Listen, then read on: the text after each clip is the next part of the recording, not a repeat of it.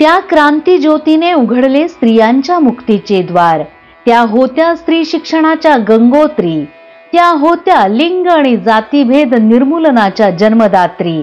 स्त्री शोषण, सती प्रथा, बालविवाहावर त्यांनी केले प्रहार। कर्मठ सनातनी धर्म मार्तंडाच्या विरोधात कधीच मानली नाही हार। अशी असावी जीवन ज्योती, अशीच असावी अहिंसक क्रांती। सावित्रीच्या लेकी आम्ही, म्हणूनच आहोत आज आम्ही विमानात स्वार। आम्ही राष्ट्रपती, आम्ही पंतप्रधान, याला आहे फक्त तुमचाच आधार। नतमस्तक आम्ही तुमच्या पुढे, याला कारण तुमचे जीवन आणि त्याग, तुमचे जीवन आणि त्याग, तुमचे जीवन आणि त्याग। नमस्कार, मी नीता देव, बार्शी टुडे यूट्यूब चॅनलमध्ये आपणा सर्वांचे हार्दिक स्वागत। शिक्षणाचं महत्त्व लहान वयातही सावित्रीबाईंना कळालं होतं। त्यामुळे ज्योतिबांनी शिकवल्यानंतर सावित्रीबाईंनी स्त्री शिक्षणाचा ध्यास घेतला।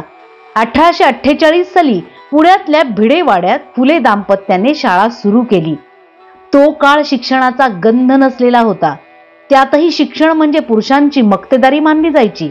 त्यामुळे 6 मुलींना शिकवण्यासाठी जाणाऱ्या सावित्रीबाईंना पाहून धर्म बुडाला असा आरडाओरडा करत सनातनी कर्मठ तथाकथित धर्म मार्तंड त्यांच्यावर चिखल आणि दगडांचा मारा करायचे। पण शिक्षणाचे महत्त्व समजलेल्या सावित्रीबाईंनी कधीही घेतला वसा टाकला नाही। त्या मुलींना शिकवत राहिल्या। ज्ञानदानाचं पवित्र कार्य करताना त्यांना लिंगभेद आणि जातीय विषमता जाणवायचीच। त्यांना ज्योतिबांसारखा गुलामगिरीच्या विरोधात लढणारा आणि गुलामगिरीच्या विरोधात बंड करून शिकवणारा पुरोगामी पती मिळाला होता। सावित्रीबाईंनी मग त्या काळातल्या समाजाला भूकंपाचे धक्के बसतील इतक्या सामाजिक सुधारणा केल्या। सावित्रीबाई बालविवाहाच्या विरोधात लढल्या। त्यांनी बालविधवांचे हाल थांबवत त्यांचे पुनर्वसन केले। त्यांनी सती प्रथेला आळा घातला, विधवांचं केशवपन थांबवलं। आम्ही विधवांचं केशवपन करणार नाही असा निर्धार पुण्यातील नाभिकांनी केला। हे घडवलं फक्त सावित्रीबाईंनी। बलात्काराला बळी पडलेल्या विधवांना झालेली अपत्ये सांभाळण्यासाठी बालक आश्रम सुद्धा काढलं। अनाथांसाठी वसतिगृहांची स्थापना केली। सावित्रीबाईंचं हे असामान्य योगदान आहे। सावित्रीबाईंनी ज्या काळात ही सामाजिक सुधारणांची क्रांती घडवून आणली, तो काळ समाज विघातक अनिष्ठ रूढी प्रथा परंपरांच्या जोखडाखाली दबलेला होता। स्त्रियांच्या व्यथा आणि वेदना जाणणाऱ्या सावित्रीबाईंनी स्त्रियांना आत्मभान देण्याचं काम केलं। समाजाला स्त्री पुरुष समता आपल्या त्यागातून दाखवणाऱ्या सावित्रीबाई प्रतिभा संपन्न लेखिका होत्या।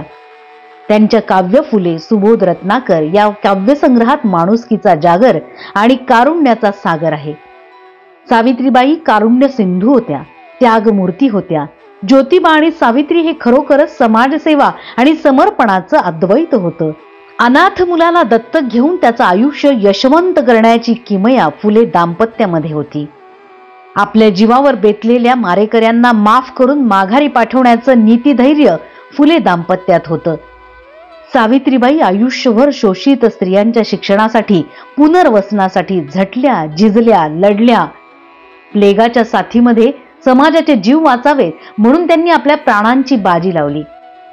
चंदनाप्रमाणे झिजत आणि संपत सावित्रीबाईंनी केलेल्या समर्पणामुळे आज या महाराष्ट्रात स्त्रिया प्रगतीपथावर आणि कर्तृत्वाची गिरीशिखरे सर करत आहेत। कळस दिसतात पण पाया दिसत नाही।